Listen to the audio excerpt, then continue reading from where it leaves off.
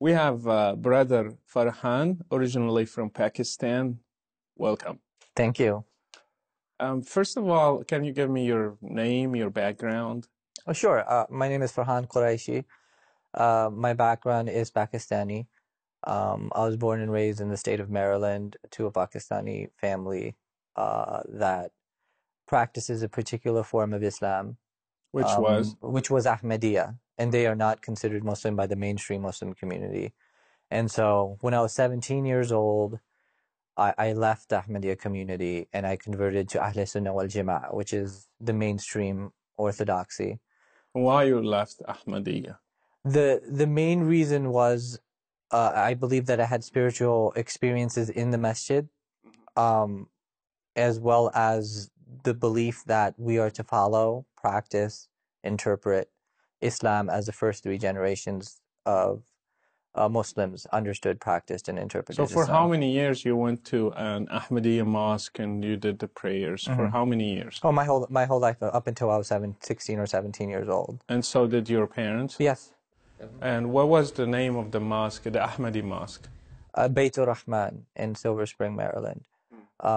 My grandfather was a missionary, a muballigh or an imam for the Ahmadiyya. He spent 20 years propagating his faith in Africa, Senegal and the Ivory Coast to be specific. And so my family was a very religious family in terms of their Ahmadiyya upbringing. And so when I left Ahmadiyya for Ahl Sunnah wal Jama'ah, which is mainstream Islam or Sunni Islam, it was quite devastating for them to see that. Did they reject you or just like hard times? It was close to rejection in terms of kicking me out. The thing is, I was underage, and so they couldn't legally do it. But it was to the point of certain threats of abandonment, and you're not a part of the family. You're worse than a cockroach. They wouldn't let me go to the Sunni masjid. They would take my keys away, and things of that nature. That was more so in the beginning. Tears, a lot of tears from my parents, which was hard to see.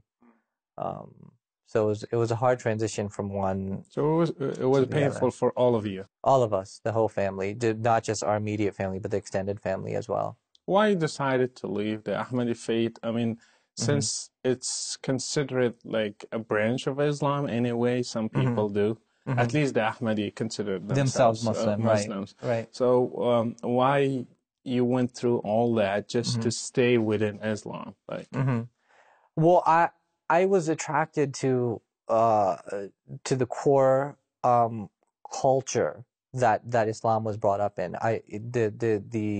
The culture of 7th century Arabia.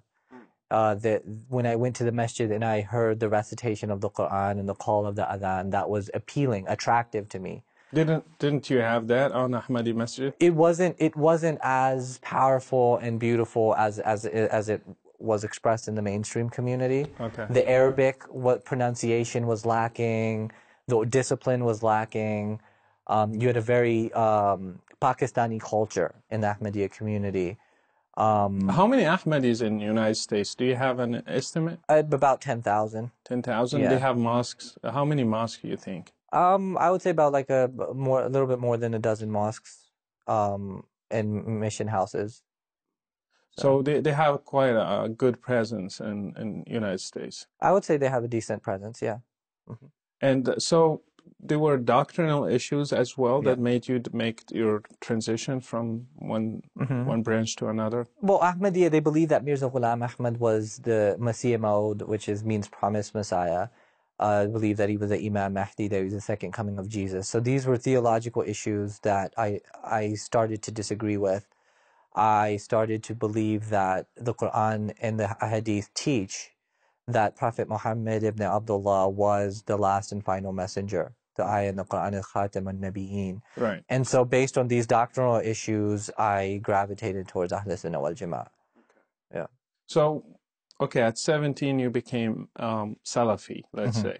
And then what happened? Did you become more radical, more like deep? You went deep into Islam. You started like doing the rituals according to the Salafi movement and your appearances as well. Can you tell me a little bit about it? Oh, sure. I definitely started to dress different. The garb was more Middle Eastern. The thobe, the kufi, the beard was, which is not as prevalent in the Ahmadiyya community. Very very westernized. Some people wear shalwar kameez, which is cultural to Pakistan. But I started to dress more Middle Eastern. I started to grow the beard. Um, my ideas were becoming more radical. I believe that there should be that Sharia should be implemented and strict rules and laws should be implemented over humanity. And so my theology was more radical than it was before. How much dominant Salafi movement between Muslims in the United States? I would say that they have a more dominant presence than any other school of thought. Whether it's the Hanafi, Shafi, Maliki, Sufi, or whatever else that's out there, the Salafi community is a very strong community and it attracts a lot of people. Did you see many conversions of Americans coming through to Ahmadiyya or to the Salafi movement? I saw more American converts to the Salafi movement, definitely. Did you see any convert to Ahmadiyya? Yes. Americans. Yes. Yes. And why you think the Americans are attracted to Ahmadiyya or to the Salafi movement? Can you give me like some reasons of depending on your experiences? Well, I think the same reason when I went into the Sunni masjid, you hear this recitation of the Quran, you hear the adhan.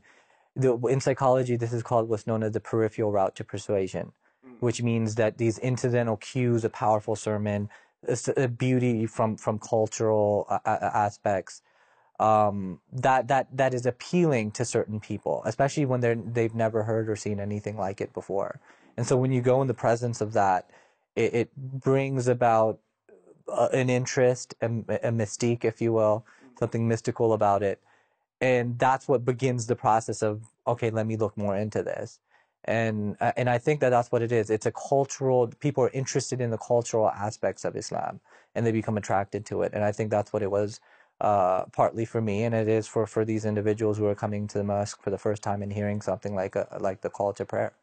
So when you became a Salafi, did you study more of Islam? Did you like study the Quran more, the Hadith, the Seerah? What did you do during these years? Oh, absolutely. When I became Salafi, I definitely started to learn more. And my primary goal and my primary studies were focused on inviting followers of the Ahmadiyya community to Ahl Sunnah wal Jama'ah, because the Muslims consider the Ahmadis as non-Muslim. They consider them as kafir, as infidel. And so it was my goal to bring these people who I felt were being brainwashed by a cult, the Ahmadiyya community, and bring them back to what I now saw as a true Islam. Correct them, like bring them to the right Islam. Dawah. It's dawah, invitation, inviting them to the true Islam, because from my perspective, they were not Muslim. Right. Did you succeed in bringing some of them? I did a lot of debating, and I met people who left Ahmadiyya for Ahl Sunnah wal Jama'ah, and people reached out to me saying that, thank you for standing up. So I did witness. Usually it was through online conversations of people saying that, thank you for standing up. It's encouraged me to think otherwise now. Did you receive anything from the Ahmadi people, like any threats, any insults, anything like that? Not so much threats. They're a very peaceful community, the Ahmadiyya community is. So not so much threats, but in terms of boycotting me, not allowing me to go to the masjid because they thought that I might be trying to influence them in some way or another. That type of stuff definitely went on.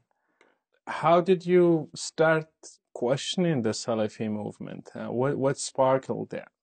It was a combination of two things. I started debating Christians in 2006, which happened because an Ahmadi friend of mine named Nabil had converted to Christianity. He was baptized. And I wanted to confront him on why he converted. And so that's when I started to debate Christians in 2006. And so when I started debating Christians, my premises, my beliefs about Islam were challenged in a way. And certain arguments were made that I wasn't completely familiar with. And so I was exposed to an alternative perspective to Islam more now than ever before. And so debating Christians was a part of it. And then my undergrad in psychology opened me up to my own behavior, as well as Muslim behavior and other types of behavior. And the combination of all of that kind of led me to the conclusion that Islam is not the ultimate reality behind our existence. Wow. So what did you decide? What did you do? Did you take it like seriously? You stopped? Well, in the beginning of undergrad, in the beginning of debating, I still had faith that Islam was true. I wanted Islam to be true. I really wanted Islam to be true because I had an emotional attachment to my identity as a Muslim. And I learned that through psychology later, that this is an emotional attachment to an identity, to a culture, to a tradition. And once I was able to see that, I still wanted Islam to be true. I still had those biases, as we would say in social psychology, or a cognitive dissonance where you have two conflicting beliefs simultaneously. And so I tried to seek out more liberal forms of Islam because I was Salafi, and everywhere I turned, Sunnism and traditionalism and some of the radical beliefs would still surface. You know, even if you interpret it a different way, there's still, for example, even the Sufis, you know, have to acknowledge that there are ahadith that talk about killing people for apostasy. They say that it's for treason, but they would implement these things in a Sharia society. And those were just, you know, some of the things that I was aware of that I really didn't believe in. I didn't think that a merciful God would want to treat his creatures this way. What things were really the reason behind leaving Islam for real? Like, can you give me or point out some, highlight some things that were powerful reasons for leaving Islam? Well, one of the most powerful reasons was the explicit tortures that were described in the Quran in terms of Jahannam, that your skin is going to be burned off and replaced with new skin, that you're going to be hooked with iron rods and dragged back into the boiling water when you try to escape, and that these type of explicit, grotesque tortures would occur for eternity in a very literal sense. And that was when I learned what human behavior was, I realized that a fallible, determined by so many different factors type of creature, the idea of being tortured was what was appalling to me. I think that there was other ways of justice that would be more appropriate, and torture is just not appropriate. And we were taught, you know, even in America, we were taught about cruel and unusual punishments and how we're trying to get away from that. And so that didn't resonate with me. So the doctrine of Jahannam in Islam was the primary reason that caused me to say, okay, you know what, I no longer, this is not what I believe. Well, some people will interpret that as analogy, like it's not literal. It's just like it helps people to think about there is an eternal, whatever you will call it, like separation from the good God, like I think Christians do that, not Muslims so much. Okay. If you look into the Ashari school of thought, you look into the Salafi school of thought, the classical orthodoxy within Islam interpreted as a literal endless torture. Even the Sufis, who you would consider as liberal as can be, their aqidah says that this is going to be a torture that never ends. There's no metaphorical interpretation of it within Ahl Sunnah wal Jama'ah, not in the classical schools. But as I recall, the Ahmadi believe there is an end to. I'm not sure of it, but what Ahmadis do, but not Ahl Sunnah wal Jama'ah. So why not go back to Yes, Ahmadiyya? that's Well, then it would have to go back to Mirza Ghulam Ahmad, and if you can take him seriously or not. The thing is, or Mirza at Ghulam least Ahmad take that doctrine from them, and like probably will fit within. But then I would be making my own Islam.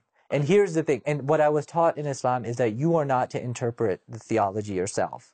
The scholars have spent years and years studying, so there should be a level of taqlid, The Salafis don't believe in taqlid, but they still believe that there should be an ijma amongst the scholars, and that's what the followers believe.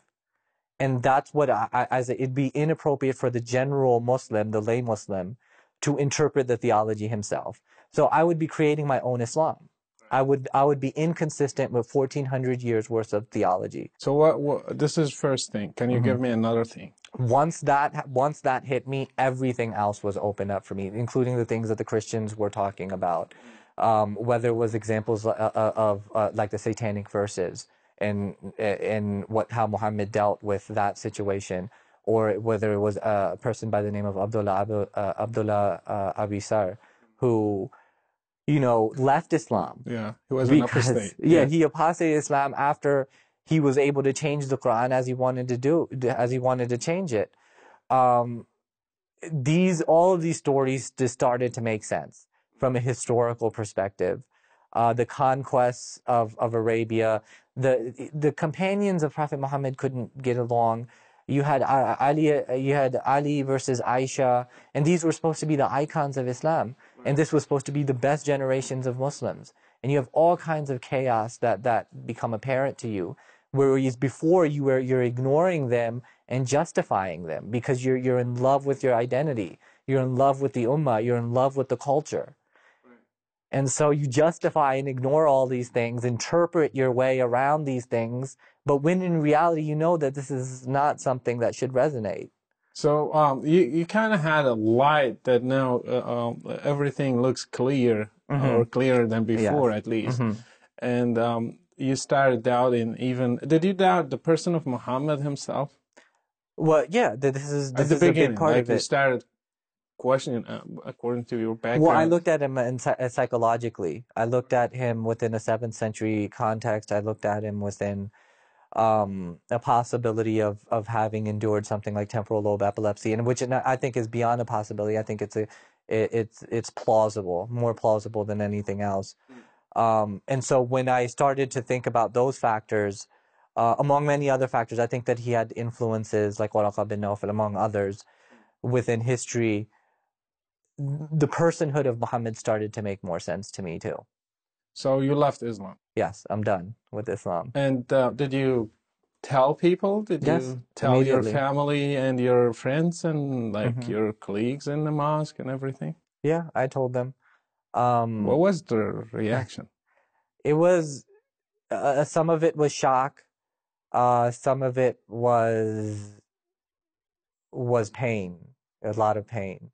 One of my best Muslim friends, I won't mention his name, deeply hurt by it. And because we did dawah together and we practiced together and we learned things together, and there was an emotional bond there. There was an emotional friendship there. And so those friendships are a little bit different now. You know what I mean? There are some relationships that no longer exist as a result of my apostasy. How did your family take it? Like, it's one thing to go from one branch of Islam to another, yeah. and then live in it for real. That's at least they had hope. Like when you're still like Salafi, you still believe in Muhammad and the Quran, the prayers and everything. You're just like you have few differences, but now it's completely another. Well, the two communities, the Ahmadi community and the Ahl Sunnah wal Jama'ah, don't get along. The Ahmadis are very much persecuted. So when I left Ahmadiyya for Ahl Sunnah, I left to the group that persecuted and kills Ahmadis in countries like Pakistan and Bangladesh. So I basically joined the enemy, according to them.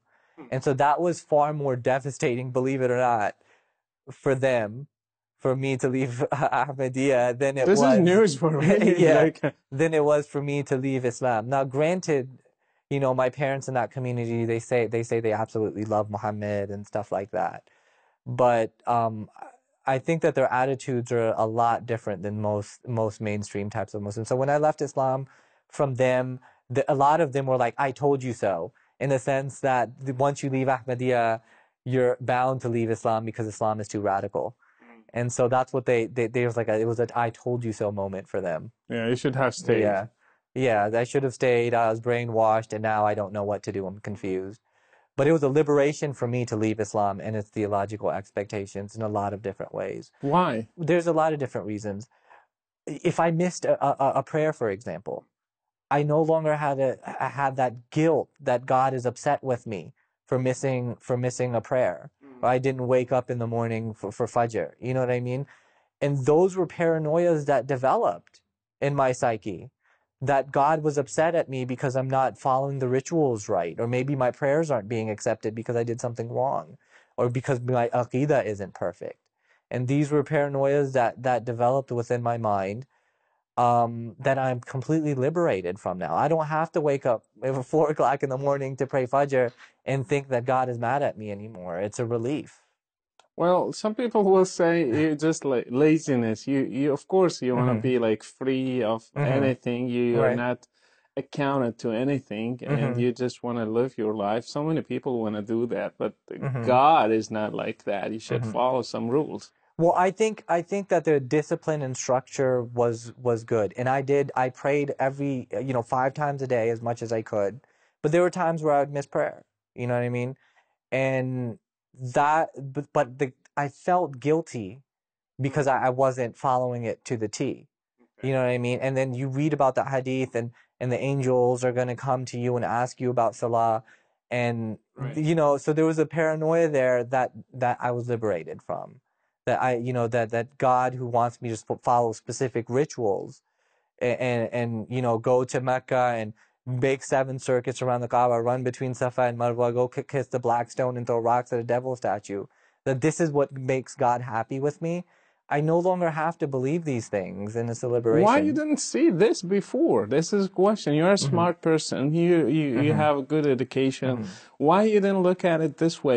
You were washing, doing the wudu, and you're thinking you can meet God because you just did like several washings of your Right. hands and your face and etc. So why now you look at it from this view and you didn't before? And that's the thing, Rashid. I did see these things.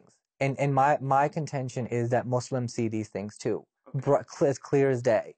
They have an emotional attachment to their identity as a Muslim. And that emotional attachment is deep. That's why we have to approach them with love, so they can see what they already know. They see it too. I saw it too. But I would justify it.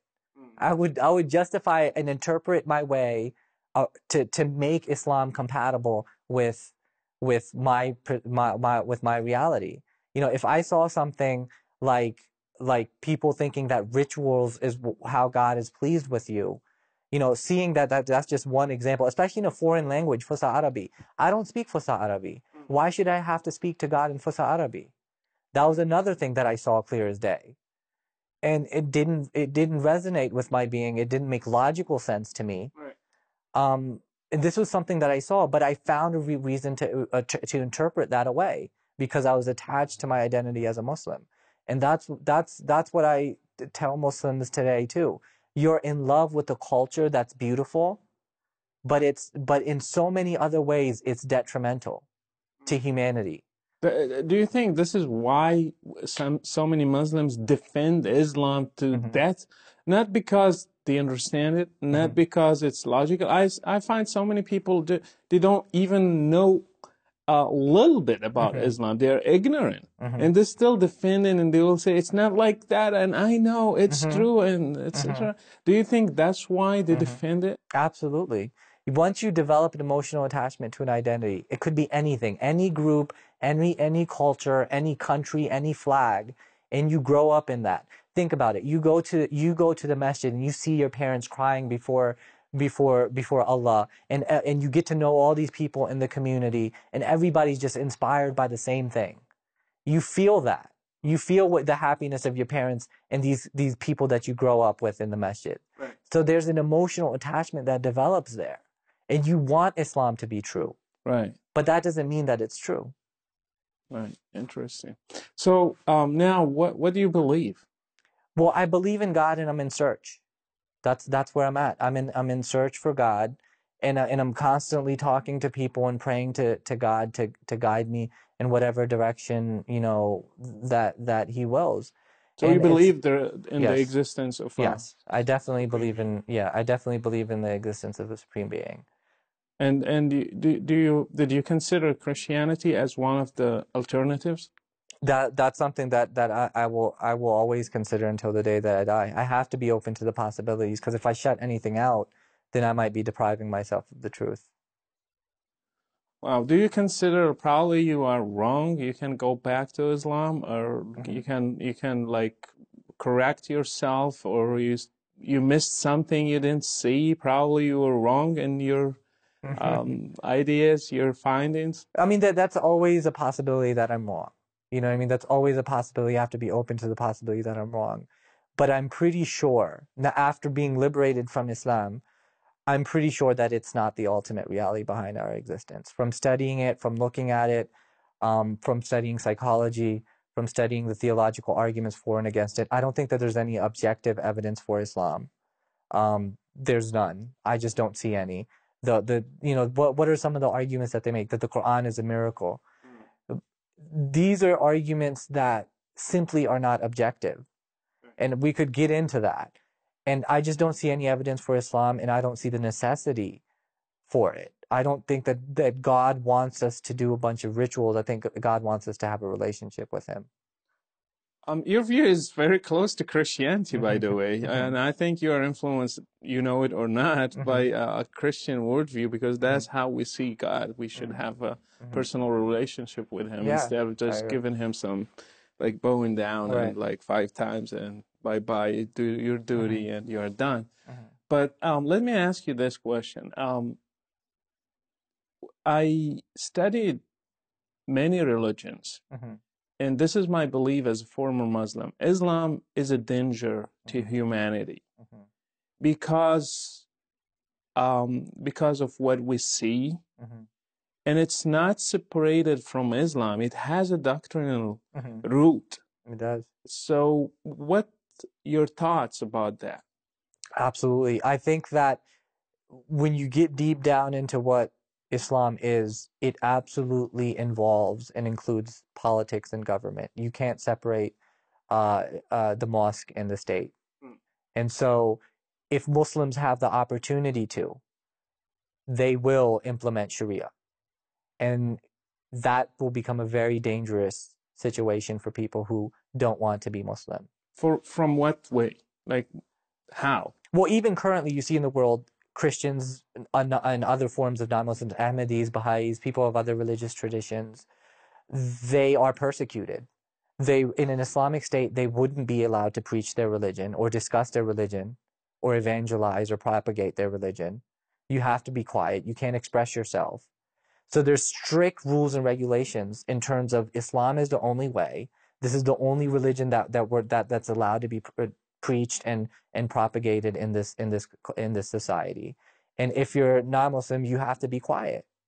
The dhimmi, the one who is a non-Muslim, is literally a second class. If I wouldn't even put it second, it's like a 5th class citizen in an Islamic state. The liberties and the freedoms that we enjoy in this country. You can disagree with any foreign policies or domestic policies you want with the United States of America. You can even talk about, some of the mistakes that we've made as a country. But the liberties and the freedoms that we enjoy in the United States that allow us to express ourselves would not be there in an Islamic state. I don't care how liberal your theology is. Hands down, the Sharia does not allow it. That's how it would be, and that's a danger. And how about women? And you talked about minorities. How about freedom of speech and women? I mean, that would absolutely be another major issue. I think with the Salafis, easily, with the organization at Hizb ut-Tahrir that wants to implement Sharia and create a global caliphate, definitely women would be treated as inferior. You wouldn't be allowed to go out in the streets except with a guardian. In Afghanistan, you see examples of women having to wear burqas and getting hit with sticks if they're inappropriate in any way. So you see 2 radical schools of thought within Islam, and they would have to battle it out between themselves over what version of Sharia would get implemented. But I think regardless of what version is implemented, women would be a lot more limited in the roles that they could play in society. Do you think Americans should be aware of this danger, or should they just like accept Islam as one of the religions that exist here in this country? Now, I don't believe in multiculturalism. I think that there are better ways to handle policies. There's ways to be humane, and there's ways to be inhumane. And in Islamic society, that there's a lot of inhumane actions that go on, and people should be aware of how people are being persecuted and treated in the world. And we should work on making this world a better place. Should we stop Islam from spreading in the United States? I think that should be a goal that we should have. Will that be like, I mean, against freedom of religion? No, they can believe whatever they want. I think that we need to approach Islam intellectually. We need to tell them how Islam is dangerous and why Islam is wrong. Those are two important topics that we need to tackle with Muslims. And I think that if we tackle how Islam is dangerous and why Islam is wrong intellectually, then we can reach the hearts and minds of Muslims. I discussed this issue with Americans, and they believe it's not a priority. Do you agree? I think for the growth of human civilization, it is a priority. I think that Islam could be a hindrance to our collective growth, or is a hindrance to our collective growth. How? Because the longer Muslims are trying to convert and propagate and establish an Islamic State as they want to establish an Islamic State, the harder it's going to be for us to grow. Not only are we going to be stagnant, but we're actually going to go backwards. And there are certain Islamic organizations that want to turn the world into 7th century Arabia. That's not growing. That's going backwards. Whipping people for adultery is not what we need to regress to. We understand human behavior. We need to grow in terms of what we know today, in terms of science, in terms of the philosophical implications of what we know.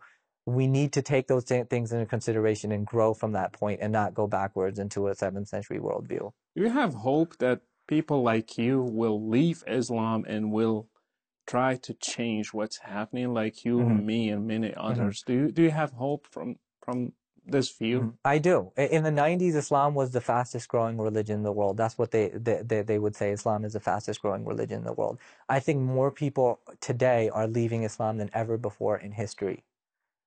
More people are leaving Islam in the Middle East, in Pakistan, and in America than ever before in history. I meet people all the time on the campuses and in the communities who say, "Oh, I don't practice Islam. I'm not Muslim. I'm just American," or "I'm Christian now," or something along those lines.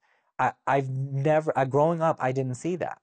Why you think this is happening? I think people are becoming more educated. I think people are getting more exposed to truths that they were not exposed to before. The internet is huge in terms of spreading information.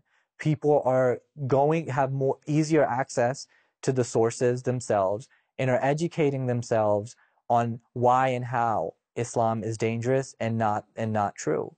And that knowledge is being spread in Iran, in Pakistan, in Saudi Arabia, and you have people who might not be confident, but they're leaving Islam, and they're doing it in big numbers. And so I definitely have hope that this is going to continue. So if a Muslim is watching right now, and I see so many Muslims are open-minded, they're not really, they're still Muslims, but they're open-minded. What a message can you give them in this interview? If they're truly open-minded, think about what if Islam is not the ultimate reality. What if it's not? Just if you're really open-minded, open your mind to that possibility. What does the world look like? What if God doesn't want to implement these Sharia laws?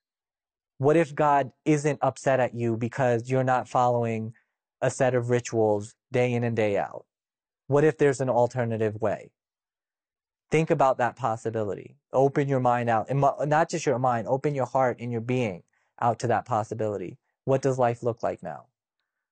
That would be the message. Another message for Americans who are attracted to the culture aspect, and then they like it, and they like rules, discipline, go to the mosque, like, and do you have any advice to them?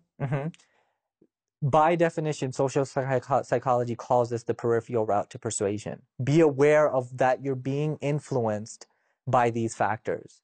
These factors does not make Islam true. Okay, that's what we have to realize. Because the imam gives an awesome sermon, or that the recitation is beautiful, or you like the food, or the people are really nice to you at the Muslim community center, does not make Islam true. And you need to learn what the religion teaches. What they should do to learn that? They need to consider sources in and out of Islam. Consider what the scholarly individuals are saying about what the religion teaches. Learn the controversies. Learn what the arguments are. What objective evidence is there for Islam? And I mean, that's where it begins, is educating yourself rather than going according to your emotions, because we know that that going completely according to emotions is a logical fallacy in of itself. Thank you, Brother Farhan. All right, thank you so much, Rashid. Thank you. Appreciate it. Appreciate it.